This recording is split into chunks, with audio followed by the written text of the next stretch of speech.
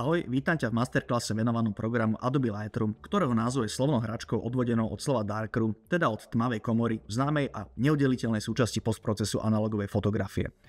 Samozrejme, po nástupe digitálnej fotografie vyvstala nutnosť vyvolávať a opravovať digitálne negatívy, čiže RAWy, no a Adobe postupne predstavil niekoľko aplikácií, pričom jednou z nich je práve Adobe Lightroom, ktorý je v prenesenom význame takým digitálnym pokračovateľom tmavej komory. Svoju vysokú popularitu medzi fotografmi si vybudoval vďaka tomu, že ponúka pod jednou strechou okrem možnosti fotky bezstrátovo upravovať aj fotky spravovať v komplexnej knižnici a mnohé iné. Navyše s každým ďalším updateom ponúka čoraz viac pokročilých nástrojov, ktoré boli v minulosti dostupné len v Adobe Photoshop a pre mnohých fotografov sa tak Adobe Lightroom stáva doslova jednou aplikáciou na všetko. No a pre čo najjednoduchšiu orientáciu som zvolil štruktúru masterclassu do logických celkov s primárnym zameraním na moduly Library a Develop, pre mňa tie najdôležitejšie, a rozdelenie masterclassu zároveň kopíruje aj štandardne zaužívaný workflow od importu fotografií do Adobe Lightroom, ich triedenie, filtrovanie a katalogizáciu, následne postproces, no a na záver export. V poslednej kapitole sa nachádza predstavenie doplnkových modulov Adobe Lightroom, ale nakoľko tieto sú fotografmi využívané, povedal by som, že minimálne, tak venujem sa im len okrajovo a gro času teda venujem pokrytiu zásadných funkcionalít relevantných pre väčšinu používateľov. Vysvetlím ti rozdiel medzi globálnymi a lokálnymi úpravami, ktoré sú vďaka updateom čoraz sofistikovanejšie.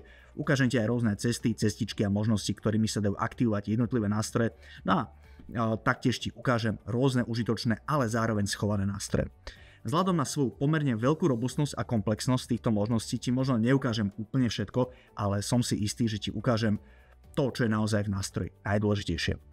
No a potom, čo ti tieto nástroje vysvetlím samostatne, ťa ešte čaká záverečná lekcia, kde ti ukážem niekoľko príkladov rôznych fotiek, ktoré spracujem zo surového RAWu až po finálny výsledok, aby si videl jednoducho kompletný workflow, ako ja zvyknem postupovať, v akom približnom poradí tieto nástroje používam, skrátka, aby si videl úpravu fotky v Adobe Lightroom od začiatku až do konca.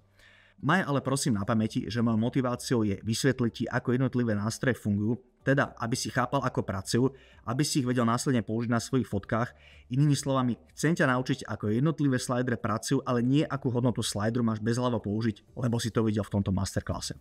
No a na záver by som ťa chcel ešte upozorniť, že úplne neodporúčam preskakovať jednotlivé kapitoly, nakoľko niektoré nástroje sú medzi sebou poprepájané o niečo viac než iné, takže ak sa rozhodneš ísť podľa tebou zvoleného poradia, môže sa stať, že tento sled informácií ti neumožní vytvoriť si tú správnu mozaiku a budeš mať, nazvime to, že blbé návyky.